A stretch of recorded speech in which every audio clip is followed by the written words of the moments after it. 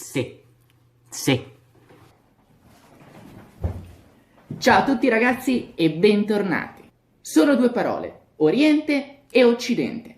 Di questo si potrà definitivamente parlare dal 480 a.C. in poi. Cominciamo dall'Oriente e partiamo dalle guerre persiane. Dario, re dei re, era sovrano di un impero che andava dall'India alla Tracia, nell'odierna Bulgaria, passando per tutto il Medio e il Vicino Oriente con la sola esclusione della penisola arabica, perché vorresti annettere un deserto pieno di nomadi e basta. In ogni caso, Dario era rimasto sconfitto a Maratona nel 490 a.C. Questa sconfitta è stata l'ultimo atto di una campagna punitiva nei confronti di Atene ed Eretria, due città che avevano appoggiato alcuni insediamenti greci nella cosiddetta rivolta ionica. Il figlio di Dario è Serse e una volta al trono decide di vendicare l'onta. Come lo fa?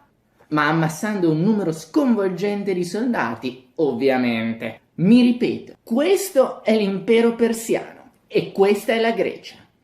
Dunque, Serse mette insieme un'armata enorme che Erodoto dice di quasi 2 milioni di uomini. 2 milioni. In realtà più probabilmente erano tra i 70 e i 300.000, che comunque non sono pochi. L'avanzata è inarrestabile. Il nord gli cade ai piedi. Intere città si arrendono senza combattere. Che giustamente 300.000 soldati. Dunque, a un certo punto arriva alle Termopili, dove c'è la battaglia di Leonida, quella che quei simpatici culturisti in mutande ci hanno recentemente ricordato al cinema. Ora, per quanto Leonida fosse sicuramente meno tamarro di così, un pochino in realtà lo è stato, rifiutando di arrendersi per 5 giorni, finché alla richiesta esplicita di Serse che gli chiese di consegnare le armi in segno di resa, lui rispose Molon Labè. Vieni a prenderle. Niente da dire, se non che a prenderle fu Leonida, insieme a circa 10.000 greci, tra cui i famosi 300 Spartiati, i cittadini spartani con pieni diritti civili e politici. Di Spartani, liberi ma privi di diritti civili, i cosiddetti Perieci, ce n'erano altri 1.000. Certo, Serse vince con un sotterfugio, ma i passaggi stretti, come vedremo anche più avanti, ai persiani proprio non piacciono. Serse dunque avanza, conquista l'Attica, brucia Atene e distrugge la sua Acropoli. Un fatto piuttosto fortuito in effetti, perché gli ateniesi pensano bene di radunare tutte le opere sacre distrutte dal saccheggio e di metterle tutte in un posto solo, la cosiddetta colmata persiana, cosa che le ha preservate tantissimo per la gioia di noi archeologi.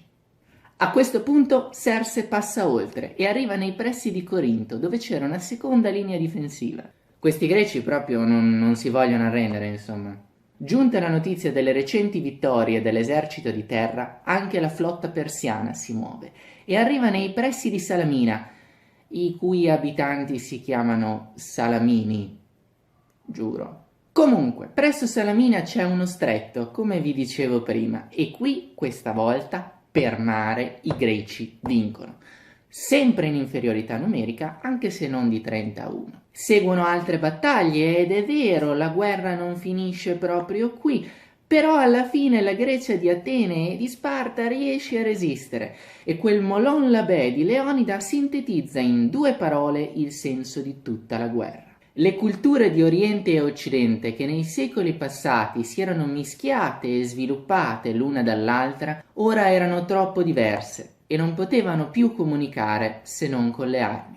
Questo nonostante la futura parentesi dell'ellenismo, che pure fu criticata dai più tradizionali dei contemporanei.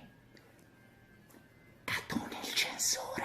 Ora, i greci non sono soltanto in Grecia, sono anche in Occidente, e anzi in certi luoghi dell'Occidente sono insediati da quasi 250 anni. Anche loro combatteranno, ma le conseguenze saranno per il prossimo video. o come direbbero i giapponesi, tsutsuku. Qui concludo, vi saluto e alla prossima. Io sono Roberto e questo è Curiositas. Se il video vi è piaciuto e volete vederne altri, iscrivetevi al canale. Se vi va, mettete anche mi piace o condividete. Qui di fianco dovreste poter vedere altre proposte tra cui scegliere. I video saranno settimanali, cercherò di essere il più puntuale possibile almeno fino all'anno prossimo. Dal prossimo autunno in poi può darsi anche che i video aumenteranno di frequenza. Per il momento io vi ringrazio di nuovo, vi saluto ancora e alla prossima.